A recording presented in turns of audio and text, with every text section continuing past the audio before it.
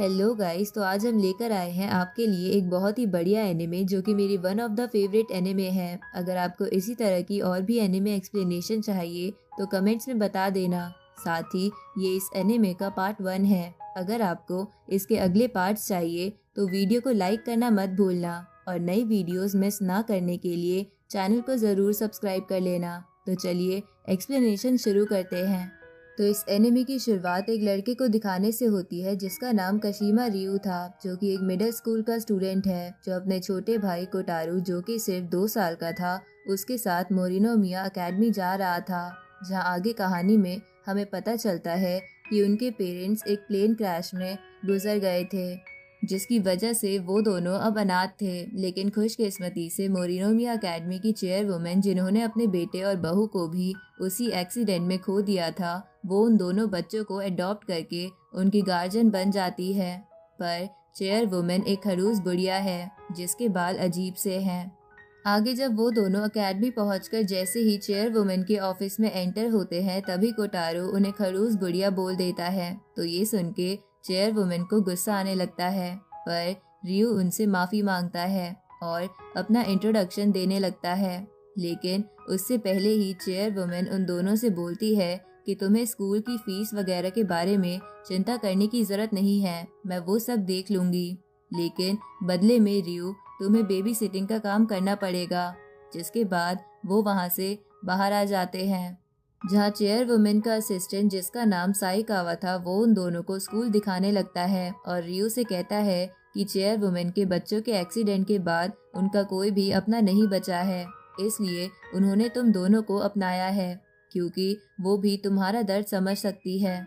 साथ ही उन्हें तुम्हारे साथ अपनापन महसूस होता है।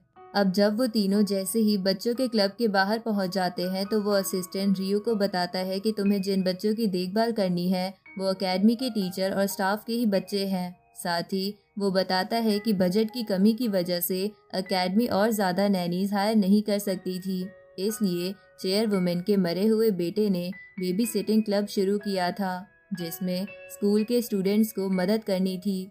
लेकिन किसी भी स्टूडेंट ने वॉलंटियर नहीं किया था और इसलिए चेयरवुमेन ने रियू को ये जॉब करने के लिए बोला है। पर ये सब सुन के रियू खुशी खुशी इसके लिए तैयार था। अब अगले दिन जब रियू कोटारू के साथ बेबी सिटिंग क्लब पहुंचता है, तो उसे वहां एक और बंदा मिलता है जिसका नाम उसाइदा था, जो कि स्कूल का फॉर्मर स्टूडेंट था।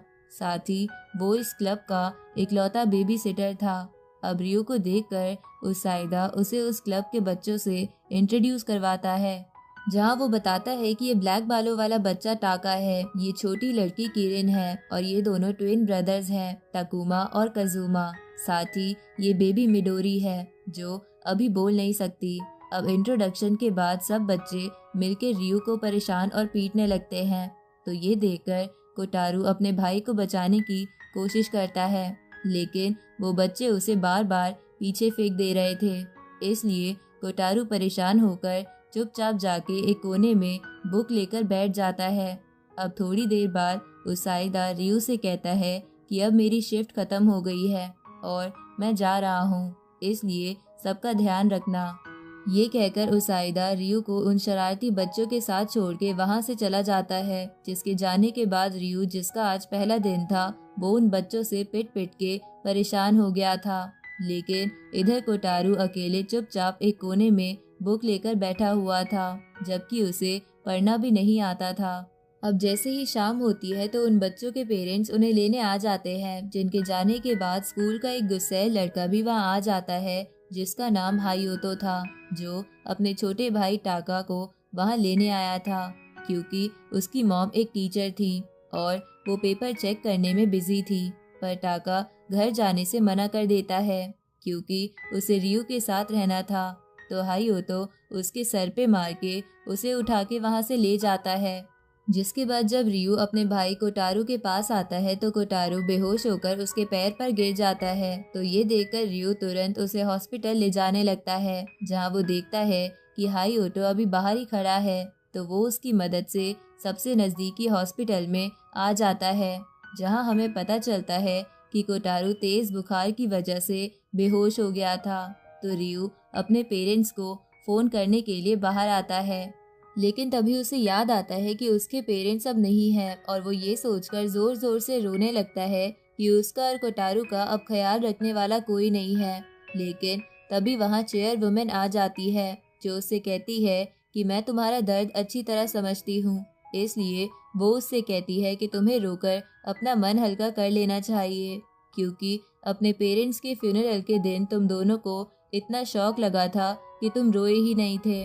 अब रियू अपने आप को संभालकर हॉस्पिटल के अंदर आता है, जहां वो देखता है कि कोटारू जोर जोर से रो रहा था, तो रियू उसे गोद में ले लेता है और दोनों भाई अपने पेरेंट्स को याद करने लगते हैं। अब हमें रात का सीन दिखाया जाता है, जहां चेयर वुमेन चुपके से उन दोनों को कंबल उड़ाने लगती है, लेकिन रियू जगा हुआ था और वो चेयर वुमेन का प्यार देखकर समझ जाता है कि वो अब इस दुनिया में अकेले नहीं है।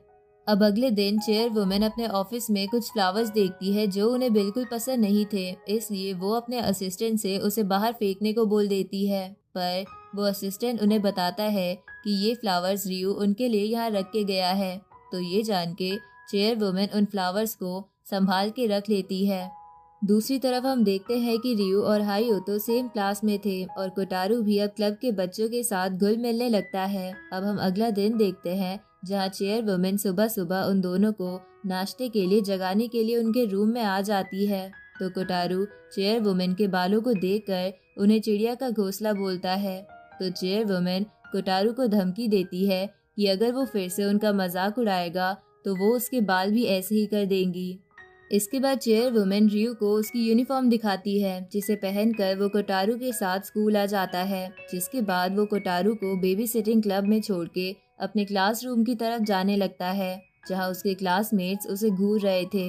तो रियू सोचने लगता है कि शायद वो यूनिफॉर्म में ज्यादा ही अच्छा लग रहा है, लेकिन हाईओतो उसे बताता है कि असल में वो लोग तुम्हें इसलिए घूर रहे हैं क्योंकि क्लब के बच्चे तुम्हारे पीछे पीछे स्कूल तक आ गए हैं, जहां वो सारे रियू से खेलने की जिद करने लगते हैं। पर तभी हाईओतो गुस्से में अपने भाई टाका को पीटने के लिए आगे बढ़ता है, तो ये देखकर टाका तुरंत वहां से भागने लगता है, जिसकी वजह से वो एक लड़की से टकरा जाता है जिसका नाम मारिया था, जो कि स्कूल टॉपर थी। तो मारिया को गुस्से में देखकर सभी बच्चे डर के मारे रोने लगते हैं, इसलिए हाईओतो और रियो उन सबको उठा के वापस क्लब में ले आते हैं, जहां उसाइदा आराम से सो रहा था। तो उसे सोता देख हाईओतो उसे पीट कर उठाता है। इस तरफ जब रियो अपने भाई कोटारू से बात कर रहा था, तभी मारिया वहां आ जाती है, जिसे देखकर सभी बच्चे डरने लगते हैं, लेकिन वो बस टाका का लंच देने वहां आई थी। तभी अचानक उसाइदा पेट में दर्द होने का बहाना बनाने लगता है, तो हाईओतो उसे हॉस्पिटल ले जाने लगता है और बच्चों को रियू और मारिया के साथ छोड़ जाता है, जिसके बाद हमें पता चलता है कि मारिया बस बाहर से गुस्सैल दिखती है, पर वो बच्चों से बहुत प्यार करती है, इसलिए वो मिडोरी को गोदी में लेने के लिए बहाने बनाने लगती है।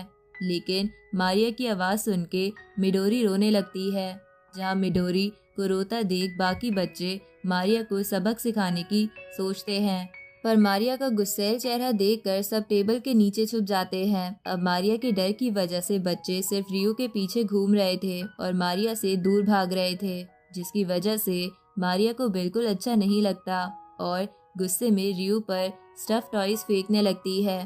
साथ ही वो रोते हुए बोलती है कि सब उससे नफरत करते हैं, इसलिए वो बस हमेशा पढ़ाई करती रहती है, जबकि ऐसा नहीं है। मैं भी सबसे बात करना चाहती हूँ, लेकिन सब मुझसे दूर भागते हैं। तो मारिया को रोता देख बच्चे उसके पास आकर उसे सॉरी बोलते हैं और उसे गले लगाकर रोने लगते हैं, जहाँ थोड़ी देर बाद मारिया उन नौटी बच्चों के साथ ही सो जाती है। अब हम अगला दिन देखते हैं, जहाँ कोटारू अचानक से रियो को अपनी शर्ट खींचकर दिखा रहा था, क्योंकि टाका ने कोटारू की शर्ट पर बने टाइगर का मजाक उड़ाया था।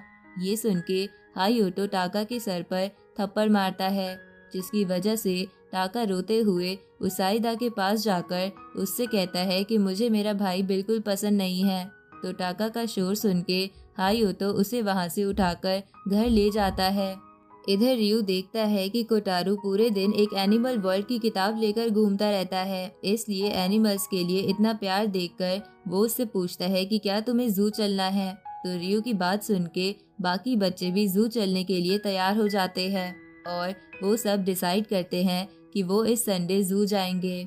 अब रात में रियू चेयरवुमन से जू जाने की परमिशन मांगता है, तो चेयरवुमन इसके लिए मान जाती है और असिस्टेंट को बच्चों के लिए लंच प्रिपेयर करने को बोल देती है। साथ ही उनके लिए स्नैक्स खरीदने के भी बहुत सारे पैसे देती है। अब जू जाने वाला दिन आता है, जहाँ सारे बच्चे एनिमल्स को देखकर एक्साइटेड हो जाते हैं। इसके बाद जब वो जू में टाइगर को दहाड़ता देखते हैं तो सारे बच्चे डर के वहाँ से भाग जाते हैं, पर कोटारू वहीं खड़ा रहता है। इसलिए नहीं क्योंकि उसे टाइगर से बहुत प्यार था, बल्कि वो इतना डर गया था कि उससे हिला भी नहीं जा रहा था। तो रियू उसे गोद में उठा लेता है।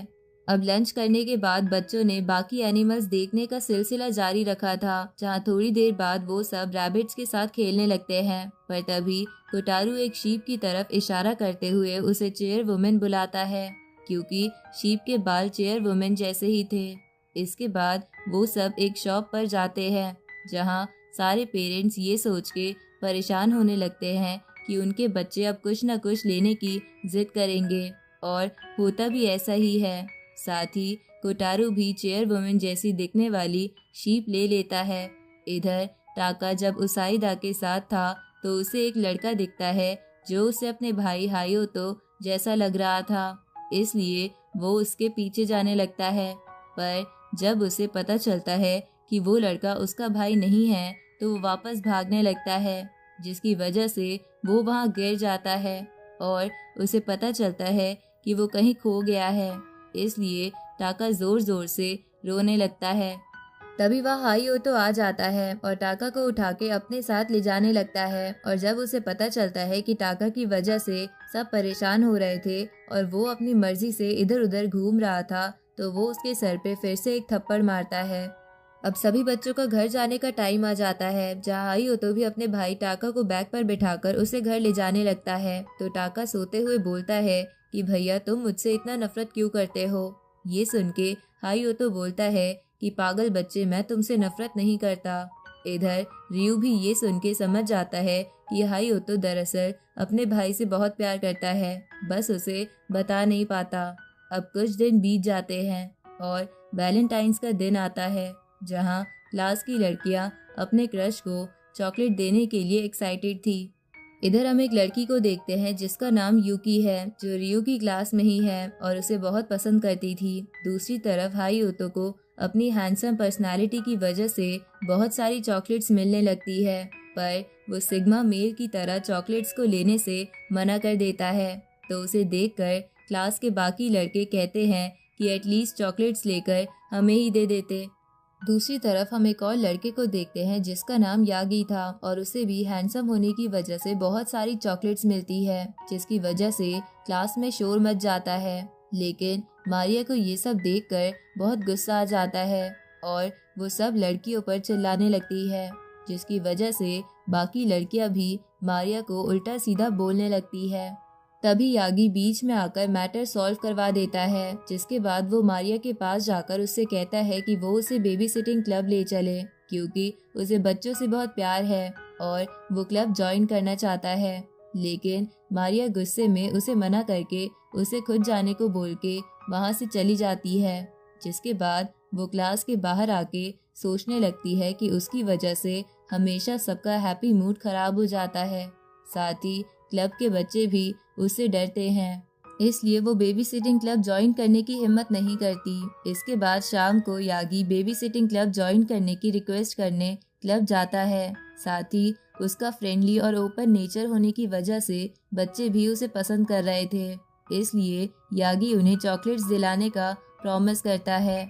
जहाँ रियू को ये देखकर अच्छा लगता है कि चलो स्कूल के स्टूडेंट्स इस क्लब में इंटरेस्ट ले रहे हैं। वहीं दूसरी तरफ लाइब्रेरी में मारिया कुछ स्टूडेंट से सुनती है कि यागी का बिहेवियर बच्चों के पास जाते ही चेंज हो जाता है और वो बच्चों को बहुत ही क्रीपी नज़रों से देखता है। ये सुन के मारिया क्लब की तरफ जाने लगती है। इधर यागी कोटारू के गाल टच करने ही वाला था, तभी वहाँ मारिया आ जाती है और यागी को देखकर वो समझ जाती है कि वो लाइब्रेरी वाले स्टूडेंट सही बोल रहे थे।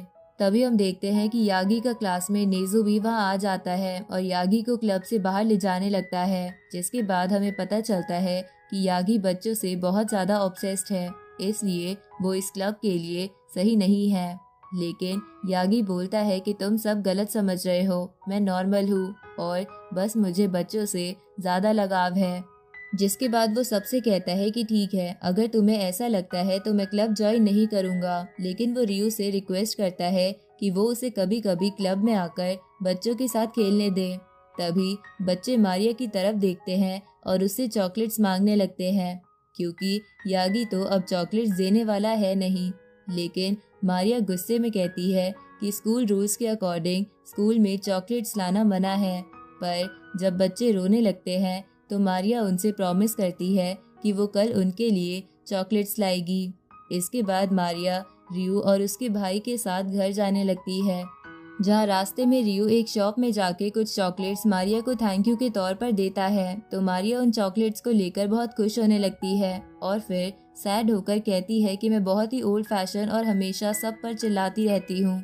ये सुन के रियू बोलता है कि हाँ, तुम थोड़ी ओल्ड फैशन तो हो, लेकिन क्या हुआ, मुझे तुम्हारी जैसी लड़कियां पसंद है। ये सुन के मारिया शर्मा जाती है। इधर यूकी, जिसे रियू पर क्रश था, वो रियू और मारिया को साथ देखकर सोचने लगती है कि शायद ये दोनों डेट कर रहे हैं, जिसकी वजह से उसे बहुत बुरा लगता है।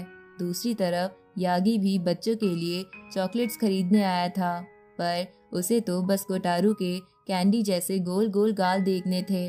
अब रात में डिनर के वक्त चेयर वुमेन ने अपने असिस्टेंट को रियू और कोटारू के लिए चॉकलेट्स बनाने को कहा, जिसके बाद चॉकलेट्स को देखकर उन दोनों भाइयों ने चेयर वुमेन को थैंक यू बोला। साथ ही कोटारू रियू को प्यार से चॉकलेट्स भी खिला देता है। अगले दिन स्कूल में बहुत ठंड थी, जहां गेम्स पीरियड में रियू के क्लासमेट्स ठंड से कांप रहे थे, लेकिन हायो तो बिल्कुल भी नहीं कांप रहा था। तो बाकी स्टूडेंट उसे देखकर बोलते हैं कि क्या हायो तो पत्थर का बना है। उसी वक्त वहाँ उसाइदा एक कार लेकर आ जाता है जो उसने खुद बनाई थी, जिसमें उसने बच्चों को रखा हुआ था ताकि वो इधर उधर ना भागे। लेकिन बच्चे रियू को देखकर उसकी तरफ भागने लगते हैं और उसे घेर लेते हैं। तो बच्चों से घेरे होने की वजह से अब रियू को ज्यादा ठंड नहीं लग रही थी, इसलिए बाकी स्टूडेंट्स को भी अब बच्चे चाहिए थे, क्योंकि वो बच्चे ही उन्हें अब ठंड से बचा सकते थे। तो उन स्टूडेंट्स को अपनी ओर आता देख सारे बच्चे डर के इधर उधर भागने लगते हैं। इधर टाकुमा घास में छुप जाता है, जहां उसे एक मास्क आदमी गोद में उठा लेता है। ये देखकर रियू सोचता है कि शायद वो कोई किडनैपर है, इसलिए वो उसकी तरफ भागने लगता है। लेकिन हायो तो दूर से ही अपना जूता उस आदमी पर फेंक कर मारता है। तो ये देखकर टाकुमा हंसने लगता है, क्योंकि वो आदमी और कोई नहीं बल्कि टाकुमा और कजुमा का फादर था, जिसका नाम मामिजुका था। इसके बाद वो सबको बताता है कि वो एक फेमस एक्टर है, जिसकी वजह से उसे हर जगह अपने आप को कवर रखना पड़ता था। साथ ही वो बताता है कि काम में बहुत बिजी होने की वजह से वो अपने बच्चों के साथ टाइम नहीं बिता पाता, इसलिए आज वो टाकुमा और कजुमा से मिलने आया था। लेकिन कजुमा अपने फादर को देखकर डरा हुआ लग रहा था। इस तरफ मामिजुका बाकी बच्चों के साथ खेल रहा था, पर कजुमा उन्हें देखकर रो ही रहा था। तो कजुमा को रोता देख मामिजुका वहां से जाने लगता है, लेकिन रियू उन्हें रोक कर कहता है कि इस तरह बच्चे आपसे दूर हो जाएंगे, इसलिए थोड़ा ही सही पर ट्राई करते रहिए। ये सुन के मामिजुका को थोड़ा अच्छा लगता है, पर कोई चारा ना होने के कारण वो दुखी मन से वहां से चला जाता है। लेकिन जैसे ही वो स्कूल यार्ड पहुंचता है, उसे एक स्टूडेंट पहचान लेती है और उसे देखकर चिल्लाने लगती है, जिसकी वजह से वहाँ काफ़ी भीड़ लग जाती है और स्कूल की बाकी लड़कियाँ उनसे ऑटोग्राफ मांगने लगती है। इसी बीच रियू और हायो तो ट्विंस को उठाकर भागते हुए उनके फादर के पास ले जाने लगते हैं, क्योंकि वो दोनों अपने फादर को याद कर रहे थे। तो अपने दोनों बच्चों के मुंह से पापा नाम सुनते ही मामिजुका उनके पास दौड़ने लगता है, पर वो लड़कियों की भीड़ की वजह से निकल नहीं पा रहा था। तभी टीचर यूमी सब लड़कियों को चेयर वुमेन की फोटो दिखाकर डरा के वहाँ से भगा देती है, जिसके बाद हमें बताया जाता है कि टीचर यूमी और कोई नहीं बल्कि मामिजुका की वाइफ और उन ट्विंस की मॉम है। साथ ही वो बताती है कि क्यों कज़ुमा अपने पापा से इतना डर रहा था, क्योंकि यूमी ने अपने दोनों बच्चों को अपने पापा की मूवी दिखाई थी जिसमें वो किडनैपर का रोल कर रहे थे, इसलिए कज़ुमा उनसे डर रहा था। जिसके बाद टाकुमा और कज़ुमा दोनों अपने फादर को हक कर लेते हैं। अब हम थोड़े समय बाद का सीन देखते हैं जहाँ बेबी सिटिंग क्लब को नए मेंबर्स की जरूरत थी, इसलिए रियू एक नोटिस लिखता है, पर उसे स्कूल बोर्ड पर चिपकाने की जगह नहीं थी।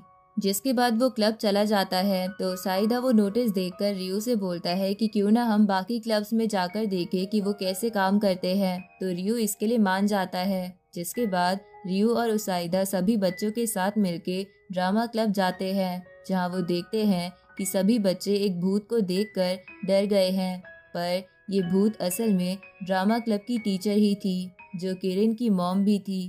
तो रियू को देखकर टीचर उसे ड्रामा क्लब ज्वाइन करने का इनवाइट देती है, क्योंकि उन्हें रियू में बहुत पोटेंशियल दिख रहा था, पर रियू को ड्रामा करना पसंद नहीं था। इसके बाद कोटारू रियू की पैंट्स खींच के उसका ध्यान कुछ बच्चों की तरफ दिलाता है जो बेकिंग कुकीज की खुशबू के पीछे भाग रहे थे, तो ये देखकर रियू भी उसी तरफ जाता है जहां वो मारिया को देखता है जो क्लासमेट्स के साथ कुकीज बेक कर रही थी। तो रियू को बच्चों के साथ भागता देख वो रियू पर गुस्सा करती है कि इसकी वजह से उन्हें चोट लग सकती है, लेकिन उसकी आवाज सुन के सारे बच्चे डर जाते हैं। ये देखकर बाकी स्टूडेंट्स भी हंसने लगते हैं कि मारिया बच्चों की केयर करती है, बस वो उन्हें दिखा नहीं पाती। अब सभी बच्चे कुकीज खाना चाहते थे, पर रियू उन्हें वहां से ले जाता है क्योंकि उसे लगता है कि कहीं वो मारिया को डिस्टर्ब न कर दे। इस तरफ टाका रोने लगता है, तो रियू उसे स्पोर्ट्स क्लब ले आता है जहां हाईओतो बेसबॉल खेल रहा था। तो अपने भाई को देखकर टाका जोर से चिल्लाता है, लेकिन हाईओतो अपना मुंह मोड़ लेता है। ये देखकर टाका अपने भाई को गुस्सैल बुलाने लगता है, पर तभी हाईओतो वहां आकर टाका के सर पे फिर से मारता है। इस तरफ सभी स्टूडेंट्स को बेसबॉल खेलता देख रियू थोड़ा सैड हो जाता है, क्योंकि बेबी सिटिंग की वजह से वो क्लास के अलावा और कहीं नहीं जा पाता। दूसरी तरफ उसाइदा भी रियू को सैड देखता है, साथ ही कोटारू भी अपने भाई को सैड देख रहा था। लेकिन तभी बच्चों के सवाल पूछने की वजह से रियू वापस रियलिटी में आ जाता है और उसाइदा से बच्चों का ख्याल रखने को कहकर कहीं चला जाता है। और इसी के साथ ये पार्ट यहीं खत्म होता है।